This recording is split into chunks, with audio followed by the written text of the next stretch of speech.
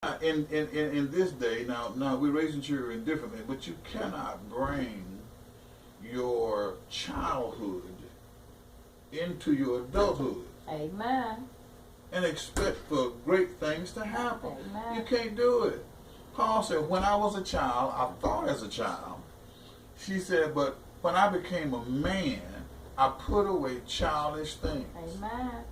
In other words, Paul was saying, when I became a man, there's some things in my life that had to change. Amen. I couldn't be the same. I couldn't think the same. And even nature teaches you that. You get a 6-year-old child, okay, it's just like Michael Jackson when he was singing at 6 years old. When he got 25, 30 years old, his voice changed. A young man's voice changed at a certain age. Right. Because he's coming out of the baby stage or the boy stage into the manhood. So there are symptoms that depicts or categorizes or indicates that a change is taking place, a transformation in nature. The same thing in the spiritual realm.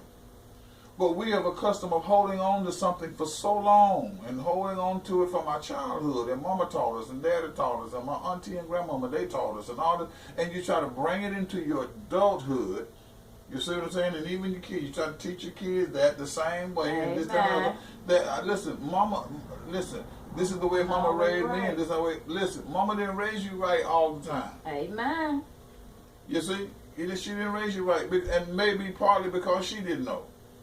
But when you come into the knowledge of the truth, you have to cause things to happen. Now I want to say this here too, and this is so prevalent, and this is what got me started on this, because of situations that I've been in, situations that others have been in. And I want to say, you cannot get married and think things are supposed to be the same as it was when you were single. I mean, what kind of person thinks that? What kind of mind do you have? What kind of mind do you have? You see, you can't. And then if you're gonna have the same mind you had before you got married, you can't expect a successful marriage. You can't expect a long-term marriage. You can't expect to be happy in your marriage because you're trying to bring things that don't associate with marriage into your marriage. Do you see what I'm saying? When you go to work, okay? When you go to work, okay? When you go to work, you don't take a wrench and a hammer because that don't associate with your job. Amen. Am I right? Amen. It doesn't associate with your job. When you go to work, you don't take pots and pans. I do not. You use them at home, Right. but you can't take them to your job because pots and pans associate with what's at home. It doesn't associate with what's on your job. Amen. You see? And so this is what we have to understand. When you get into a relationship, you can't live a single life married to somebody. So there are some things that have to change.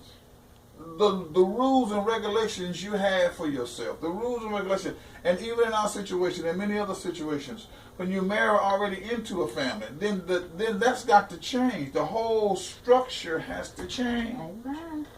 And when you're not willing to allow it to change, you wonder why, and then you get frustrated, and then, see, frustration always look for a party to blame. Amen. You want to blame everybody, you know, this ain't happening, and I ain't going to do that no more, and I ain't going this way, and I'm through with that, and this, it's your fault. Amen. You can't look for somebody to put the blame on when you're the one that needs to change. Amen.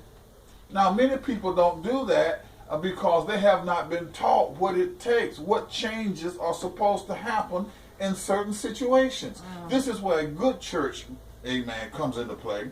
A good leader, an anointed teacher comes into play. Amen. An anointed pastor, a bishop comes into play. Because everything you do in a relationship, especially marriage, amen, comes from the author of marriage. Amen. The inventor of marriage. Amen. A man that built the washing machine, if he invented the washing machine and built it, okay. Well, let's go back. Let's go back to Henry Ford. When Henry Ford made the car, right? He manufactured. Everybody copied off of him. Right. They had to learn from him how he did this, how he did that, what the pistol do, what that, and then it caught on and went from there. Because they had to learn from the inventor of it. You got to learn from the beginning. When you're talking about marriage and salvation, all that, you got to learn from the inventor of it. Come on. Henry Ford did not go to Chrysler and Chevrolet to teach them how to do it, but he had somebody else to do it.